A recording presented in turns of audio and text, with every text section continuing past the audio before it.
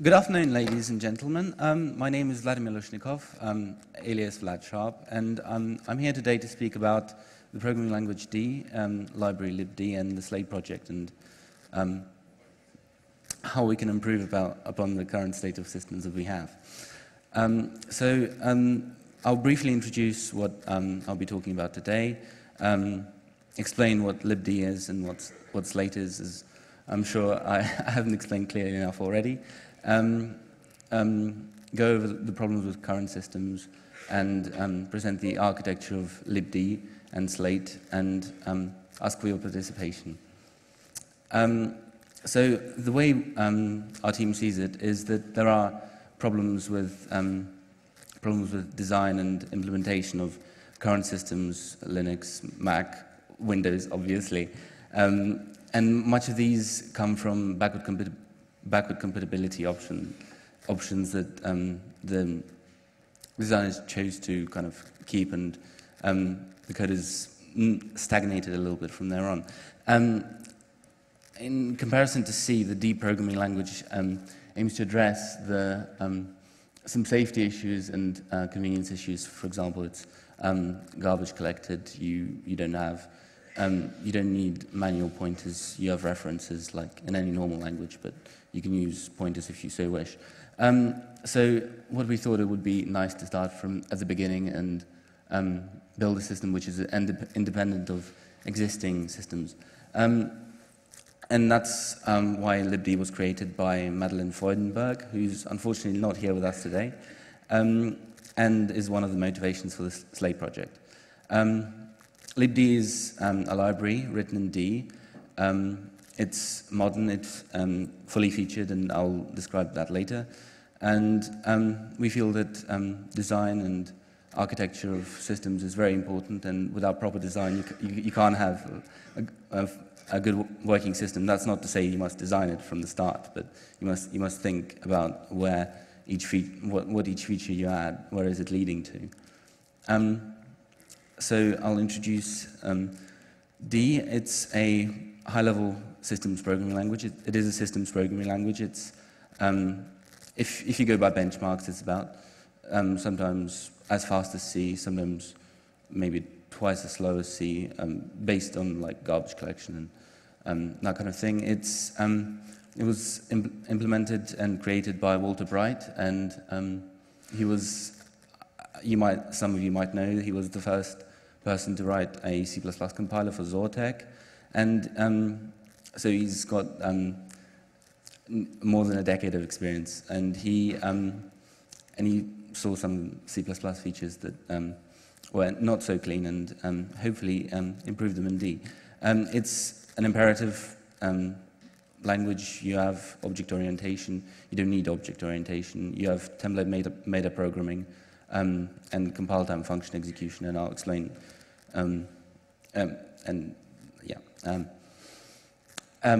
The official digital mask compiler is not open source because the backend is proprietary, shared with the C compiler. So, but the GDC compiler is.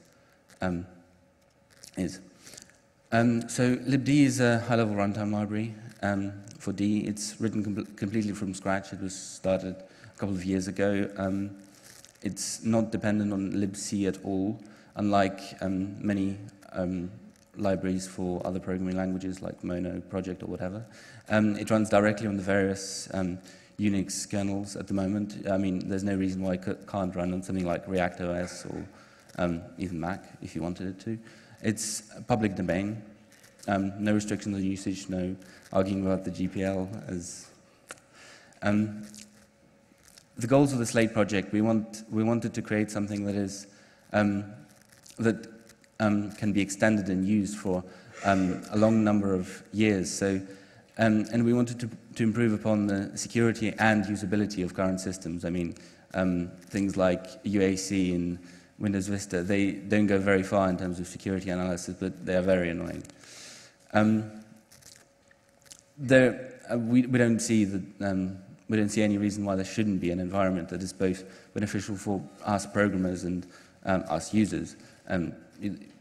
In reality, such efforts to change things are often kind of directed into patches for existing systems. And while that does improve the code base, of course, it doesn't introduce radical change, which sometimes is very much needed.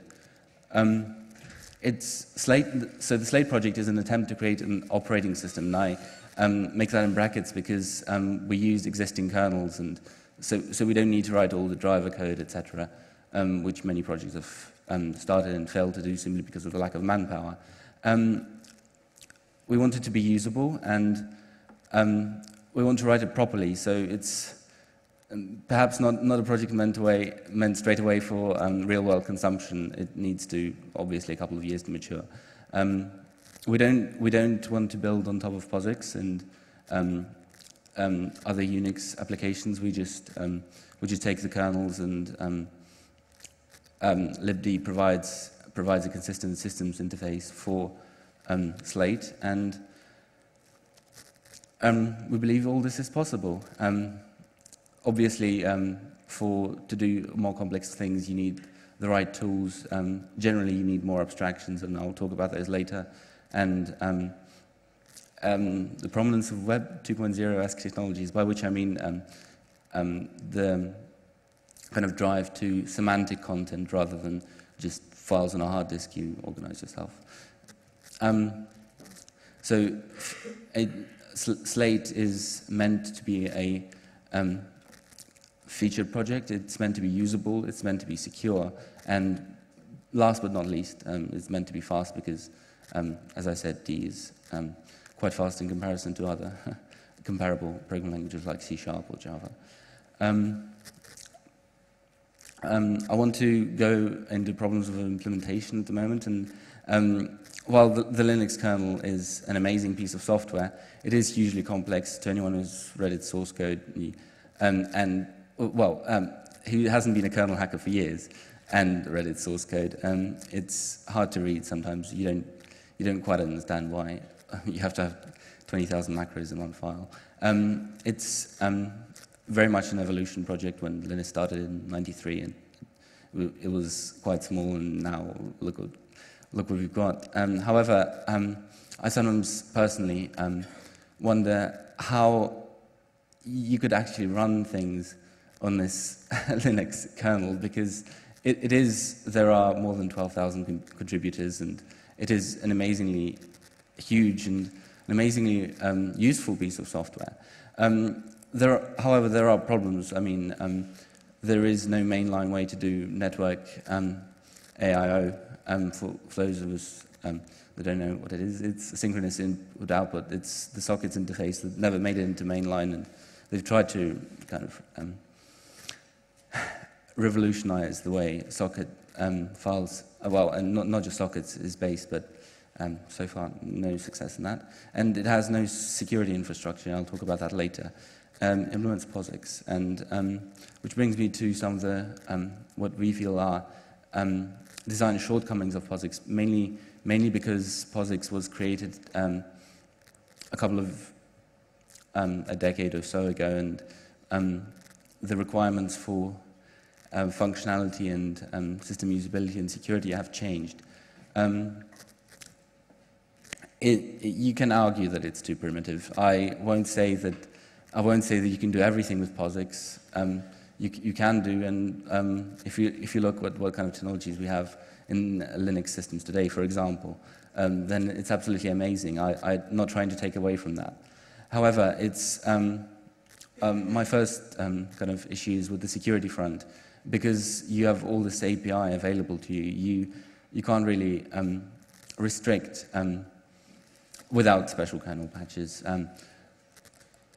Restrict security in a program, and therefore you can't use tools that automatically check whether the program is correct, or at least it doesn't do some willful damage to write some memory somewhere, make it executable, and you have a virus or a Trojan, or and too many side effects generally. The shared memory model, which I'll talk about later, and you can't. And most of the permissions have to be resolved at runtime, and there are. While they do exist, there is no way for you to say that and this application needs to have a certain capability, like a web browser needs to access the internet. It doesn't need to, say, interact with the camera that's attached to your computer. Another problem with POSIX is threading. Threading code in C and C++ is notoriously difficult to write. While POSIX supports message passing concurrency, which is perhaps easier conceptually and maybe slower, but easier to debug because you can isolate components, etc. While it exists in the POSIX standard, it's not widely used. And you have to be very, very careful with it because it can be tricky. So while multi-threading code is difficult to write, keep in mind that there are other ways to do threading than explicit shared memory models. And for example, if you take a simple client-server application, how would you write such an application? You would use standard file operators because everything in Unix is a file. You would use poll, epoll, k-event, or whatever, depending on which system you're at. Or you could use an existing framework. There exists plenty of either open source or commercial C++ or C socket libraries. However, if you didn't have that option, and you weren't allowed to use such a library, then what would you do? You'd have to write everything manually, and because this is being done, I mean, there are quite many such projects. We feel that why not just abstract it away from program and make it part of a standard system library. Another problem which I find mainly with programming languages is that the current kind of state of imperative programming languages, you don't feel like you're writing multi-threaded code. You feel like you're writing sequential code, and you have these awful lock or synchronize statements all over your code. And perhaps we could find a better style to write programs in.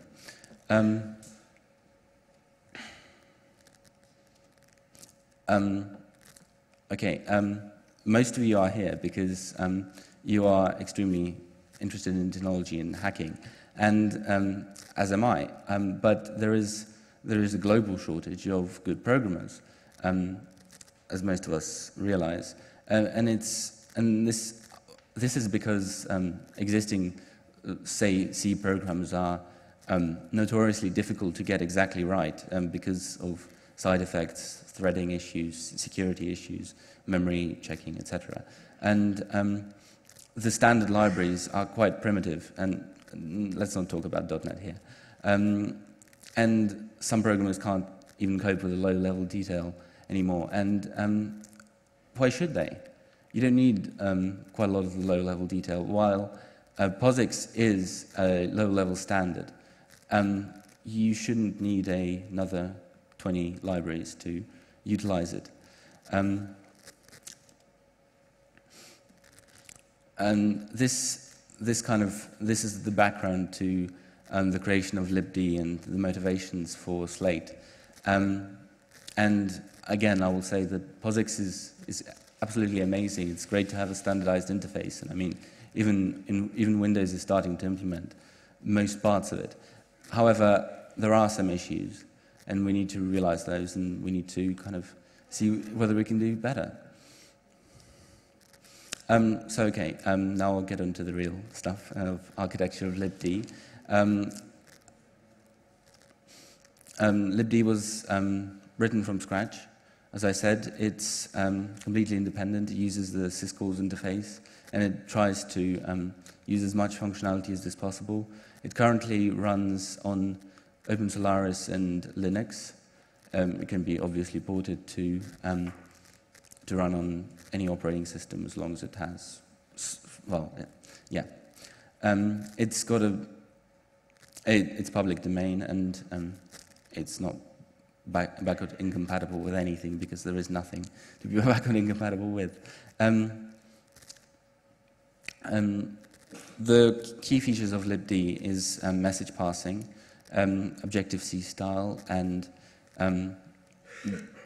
this leads obviously to quite easy creation of distributed applications. It's got object persistence, again, distributed applications, and task-oriented infrastructure. So you don't create threads, you run tasks, which perhaps, from a human point of view, is kind of more logical.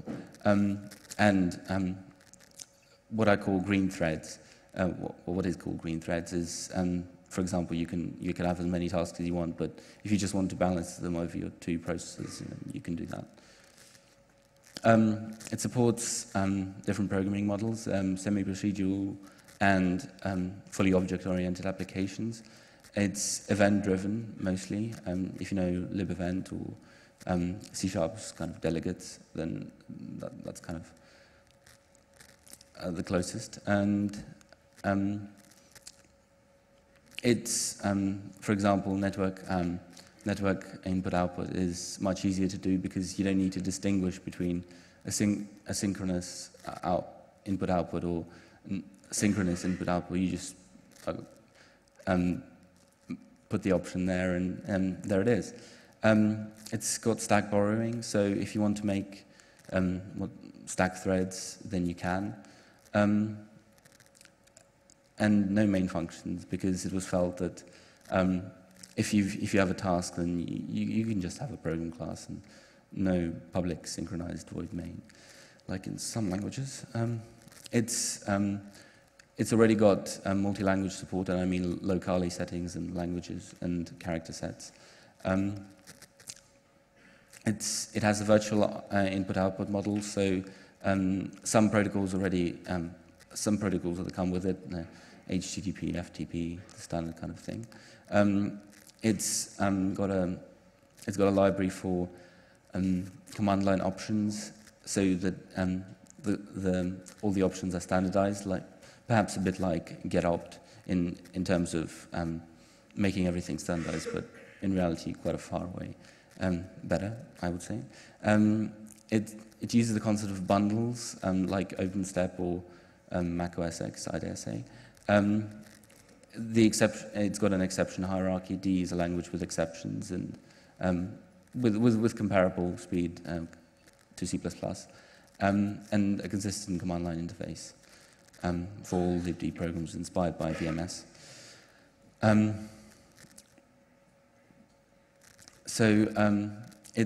libd is generally very pluggable. You can write plugins for nearly every subsystem. You can have your own user-defined message passing rules over Ethernet or over whatever kind of thing you want. Object serializers for remoting or whatever acronym you want to use for that. Plugins for virtual input-output and automatic plugin loading. And which brings me to the design of the Slate project. If it isn't clear to you by now, libd is nearly 100% done in terms of being alpha. It's not released publicly yet.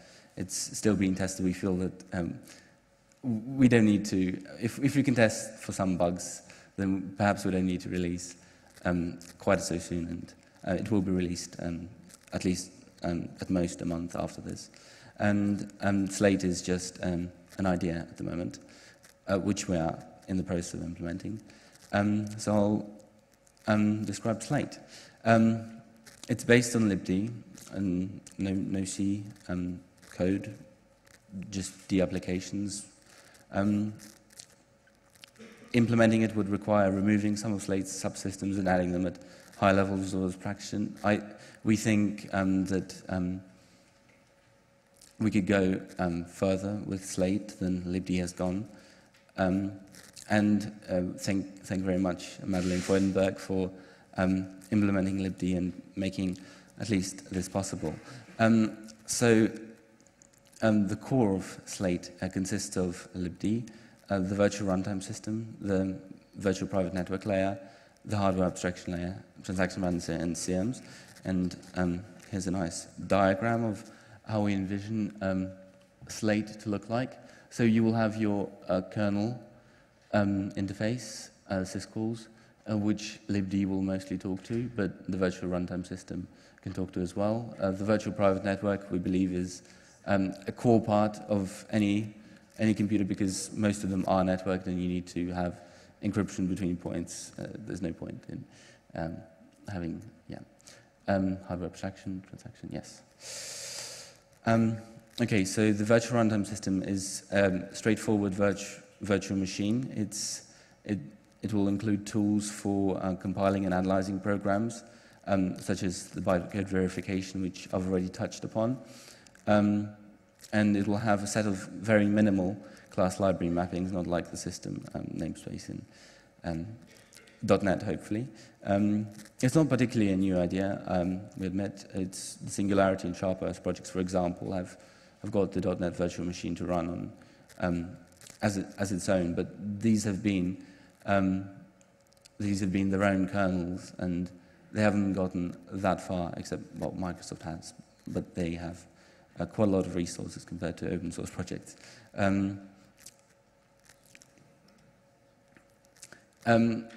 I want to just say that I've talked about message passing concurrency a lot, and while I am a great supporter of message passing concurrency, it's for some tasks it's not ideally suited, especially if you're running things on your local machine, and there isn't any reason that you shouldn't be able to do software transactional memory or just plain shared memory if your program has enough privileges, because obviously you can't do them if you have a distributed system running. The virtual private network, need for clustering and network security, standard protocols, nothing new. HAL, the solid project of KDE, a great step forward, I think, and when KDE will be released finally next year, I think we can celebrate a little bit. And there is the kind of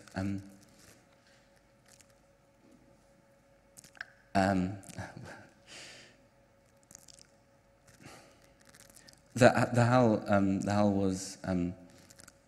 HAL was proposed to be in the core part because there is really no reason why devices should be handled differently according to their manufacturer. I mean, most of them have kind of standard protocols along them. Perhaps not things like graphics cards, but the kernel can handle those. I mean, the standard interface then would be things like OpenGL or DirectX. The transaction manager, just another component. You need some part to allow transactions to run in CMs, and perhaps all of you are wondering what actually CMs is. And don't be scared by this slide. It's just a bit of concept implementation, relation management system, blah blah blah. If you look at, I mean, it's pretty obvious that we as human beings map concepts onto implementations of them in the real world. I mean, share is something you can sit on and not fall through. That's kind of a concept. And being kind of a person with a mathematical incline, the concept of, perhaps the easiest example is the concept of tuners. I mean, if you have a pair of shoes, that's an implementation of the concept of tuners, but perhaps not all of you see that all the time.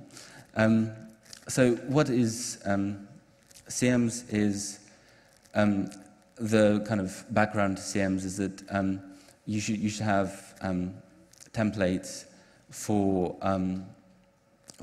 data which you store on your local system or distributedly, but a distributed system is just a collection of local systems. And you have some axioms because you're not able to define everything in terms of concepts. That's what's proven. And it's like having a semantic wiki. What it is in a concrete level is it is a basic relational database where you can or you cannot change the table structure. It's got extensions for extensions for your own data types, so like like PostgreSQL or Oracle. And the example is if you have like a PDF or a book or a Word document, then if you have like a picture of Prague and you've tagged it to say it's Prague, if you want to learn more about it and you have some literature on it on your hard disk or whatever, it'll, because it's already seen that and made the link, you can just query your CM's store and it'll tell you. There's nothing to be scared of. Another example is running web applications. I mean, in the financial sector, for example, you need to know quite a lot of news relating to the companies that you buy shares with, you sell shares. And while this kind of linking is nothing new in specific areas, usually such systems are built in an ad hoc manner, which is not helped at all by the operating system, and we feel that it would be useful to have them built in a non-ad hoc manner. So to overview kind of what I said, the virtual runtime system, you would have higher level languages than D running on it, so you could have like Ruby or Erlang or whatever you wanted, or new languages. And the VPN should be primary method of communication with other computers for security reasons. CMs being the storage mechanism, and we consider these all to be very low level, as maybe paradox as it sounds. Slate, yeah? How does your project relate to Plan 9? Because it doesn't. I mean, we haven't collaborated with Plan 9. Plan 9 uses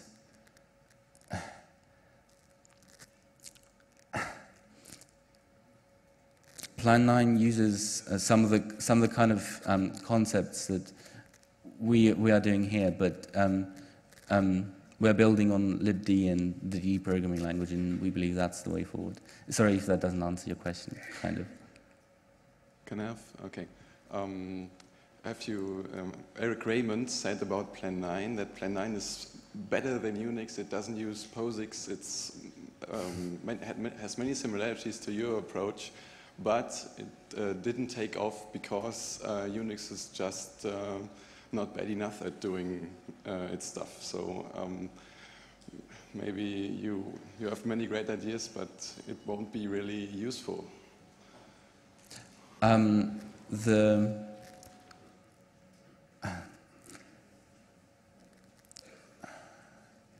It's always a gamble when you take on such a project to kind of try to realize those ideas. I mean, and make them popular.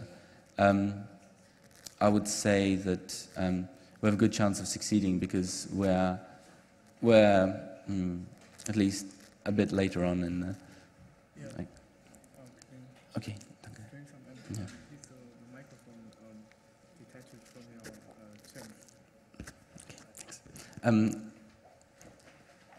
That we're using, I mean, things like CMs, etc. We think basically that we're making a bigger step than that Plan 9 has made, and I'm sure if you and that's the reason we'll succeed. Okay. Thank you. Okay, for because Slate would be targeted mainly at servers in the first stages. We feel that clustering is obviously a very important application, and why not have it at the systems level? And libd already provides a message passing interface, object persistence, serializing over the network, nice network interface, and this would help us implement clustering, and obviously the message passing being the kind of method used for implementing it. Now we'll talk about security, a bit about class libraries and the file system built on CMs. Security functions, we build, our basic premise for security is that most of the higher level code from the core upwards would be built upon the virtual runtime system, i.e. it would be compiled to bytecode and then stored under the control of the operating system you're running on, Slate, with hashes to verify the identity, etc. And so you would have a security verifier, and you would have a what I call a polar coordinator, which will kind of be a slightly separate system which checks permissions on a kind of user level. Bytecode is easier to do in terms of security. You don't have to kind of you don't have to run the code to find out what it does. You know your kind of class library entry points. You know which functions are being called. Hopefully the class libraries themselves are code reviewed so that they don't provide as many bugs as the programs written by programmers using Slate. And as I said, we can assign, we can know what the bytecode really does, and then we can compile it natively again and store it in a secure fashion. And for user interaction, this is where the polar coordinator comes in. Principle of least authority is a very nice concept for security. I mean, you only need to allow certain applications just a bit of everything that they need, and we can resolve certain things automatically based on signatures from trusted publishers, a bit like you have in Windows already, but obviously more advanced. The design here is based on a principle, so it's we haven't decided how to implement Polar quite yet. I mean, there are several ways to go about it. We could just intercept all library calls and do it that way, or do it statically through the bytecode verifier.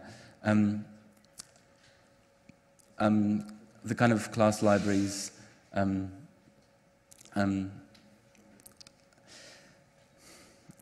the class libraries would be kind of done in the same .NET style, but hopefully with much less obfuscation and sometimes bloat, and coupled with some high-level languages running on the virtual runtime system, it would prove, we feel, to be a very attractive system for developing applications. This is, I'm sure all of you are aware, this is why Microsoft has succeeded. They have excellent tools for building Windows applications, and while Windows is not the best platform to develop for, the tools really help you quite a long way.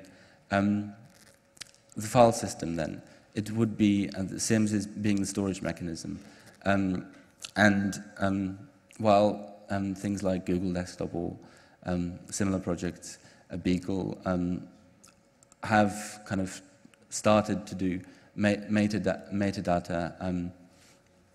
indexing of files, we feel that they're just add-ons to a system, and we could just incorporate it into the file system itself, and kind of distinguish between user-created content and application-created content, i.e. In most cases, I find that user-created content, you tend to organize it hierarchically. Like your music collection, for example, you might have, or you might not, if you're using ID3 tagging or whatever.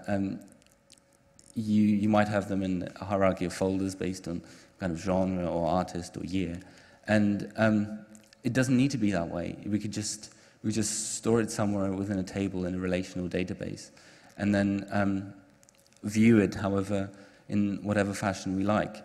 The file system is not a description of how data should be stored. I mean, it could be a relational database. It could be streamed over the network.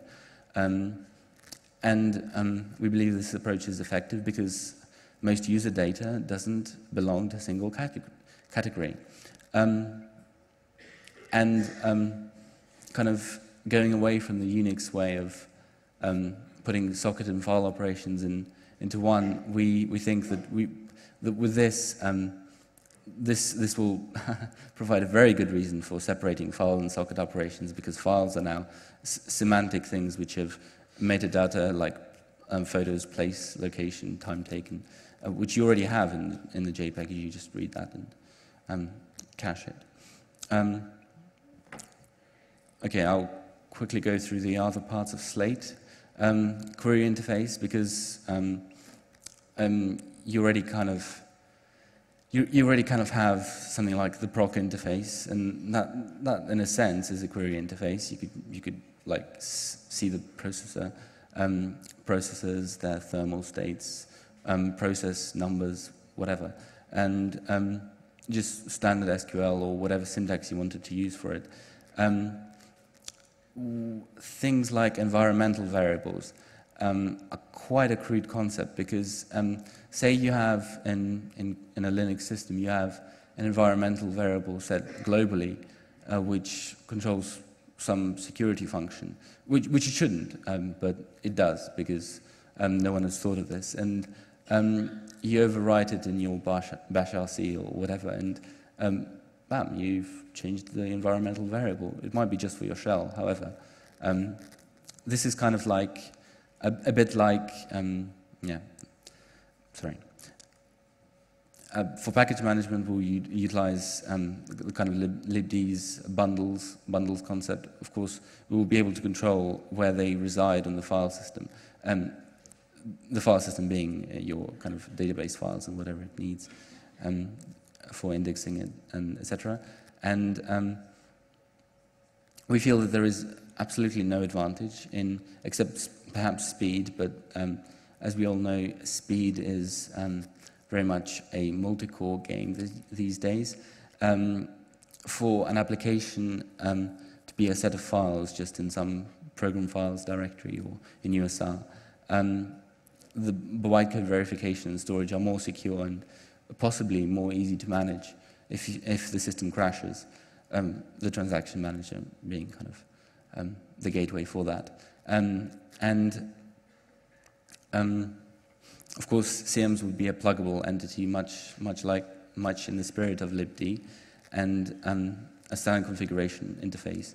I mean, Windows has a standard configuration interface. It's the registry. GNOME has a standard.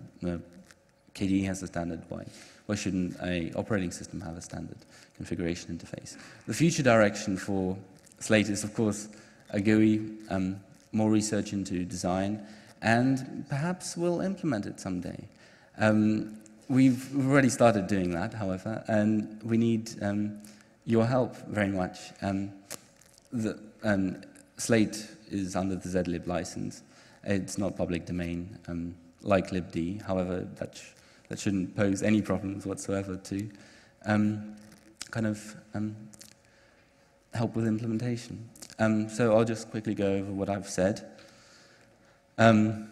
We're probably going to be aiming for the server market with Slate, which is our security across the network, clustering and concurrent applications, easy application maintenance, and programmability, and fail-safe applications, much in the style of Erlang. This is all possible.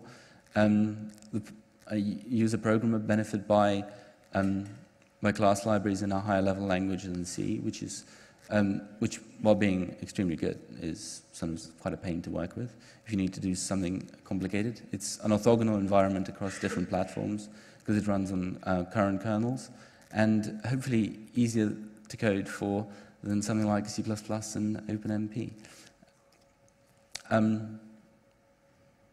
So yes, I've presented libd in the Slate project, which are uncluttered by previous baggage and hopefully provide a more attractive feature set than current systems. And again, I can't reiterate this enough. We need your participation if OS 2.0 Slate will become a reality by the next millennium or whatever. So thank you for listening, and I'll take any questions.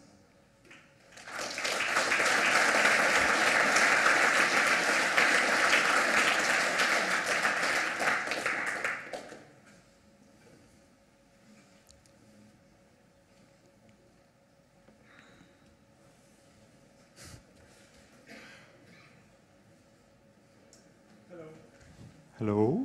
Excellent. I'm interested in the storage layer. You're talking about it being a database. Now, a relational database is something fairly complicated with an optimizer to run fast. An object database then adds things like lists and pointers and bags and sets. And what you're trying to do here is add inference, which I would expect is an even higher level. So if you want to store what in the Microsoft world would be a 10 megabyte spreadsheet with thousands of cells, how would you represent that and how would you make it go fast? Because one of the design goals is fast. Well, I mean, an Excel spreadsheet is, there are two ways of going about this, well, two obvious ways anyway. One is to actually store the .xls or whatever inside a cell in the database and then just access it, and that should be fairly fast. However, what if you wanted to modify it? We all know that modifying data is, in a relational database, is perhaps a bit slower than trying to access it. And so the other option is, of course, to have another kind of mini relational database representing your table. However, how do you access it? How do you access it now? You just access it and then write it, and you have a cache of disk slashes, and that's that. I'm not sure whether there would be any significant slowdown with our approach. I mean, you could always optimize things away as long as you kind of keep it in memory for long enough for you to do some useful work. Then it should be fine, because then you just be updating it. At least that's how I can see it. Any more?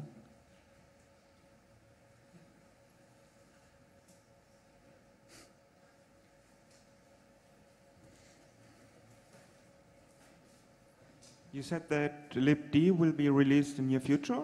Yes. And on which kernels will it be able to run? So as it does... it runs on Linux and OpenSolaris, but it shouldn't be difficult to port it to the BSD. And okay, thanks.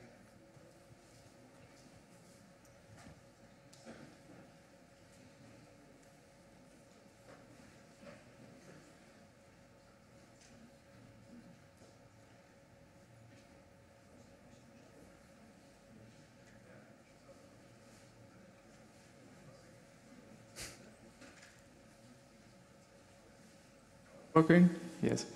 I have one question about the compatibility plan.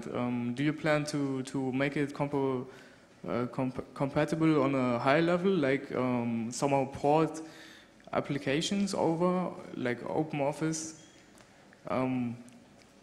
fix it to run on libd and Slate? Do you think that that's possible, or it is very possible to implement a POSIX a libc emulation layer on top of libd, and it shouldn't be significantly slower than libd itself. However, our team directly won't be doing that, but of course you can take it and do it yourself. It's possible. It's yes. Major problem. It is a major effort to write a libc kind of layer on top of libd, because libc is a big kind of venture. But yes. There's no reason why not. Right. Plus, existing C code can, of course, run while Slate doesn't control it. It can just run alongside libd code. They just can't communicate via normal methods of linker loading, etc.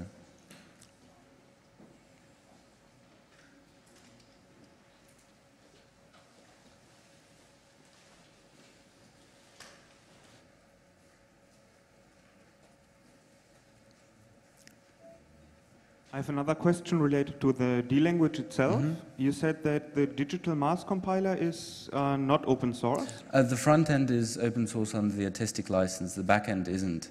The GDC compiler uses the front end of DMD, the digital mass compiler, and uses the GCC backend. And you said that the GDC is not fully compatible with the... There are some minor quirks here and there. Mainly mainly in some obscure kind of D features, which you don't usually encounter unless you're writing systems libraries. So you would say that using GDC is no real problem? There is no real problem in using GDC at all. Okay, thanks.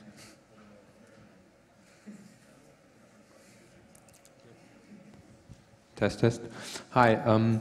You told about the bytecode verification that there should be a central instance or something. The bytecode verifier should be kind of separate from the system that interacts with the user. Yeah, right. Could this somehow be used or abused for enforcing digital rights management or something like that, or am I misunderstanding there? I'm sure a company could take it and abuse it for digital rights management. We have absolutely no intention of doing that, and perhaps now you mention it, we could design it to make it more difficult for abuse.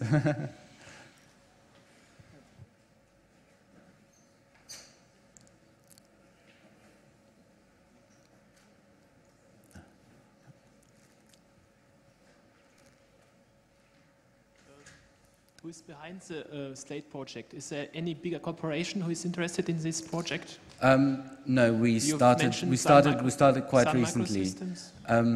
But I've mentioned a couple of systems that kind of are similar, I feel, in style. But there is no bigger corporation behind us. We're just a group of hackers enjoying programming better systems. Hello. The reason why we like Unix is because it's free, it's flexible, and you can use whatever language you want. You can use, for example, RiserFS, XFS, ext3. Yeah. But if you use Slate, you are forced to use this kind of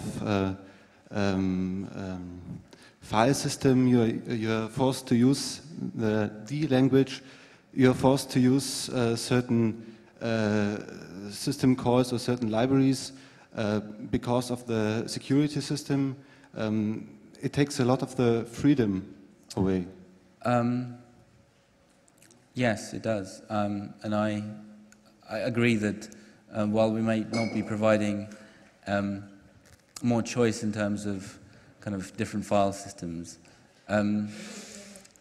if we're on the topic of file systems, imagine if you had ZFS natively available to you on the Linux kernel, then at least I would not see any reason for not to use ZFS, because it is a better designed file system than, say, ext3, which is, yeah, I mean, maybe ext4. So we don't feel that it's taking away your freedoms enough to for you not to consider using it, but you should be able to remove the CMs kind of thing if you don't want like a local hard disk or whatever. You can design to plug it away and replace it if you want.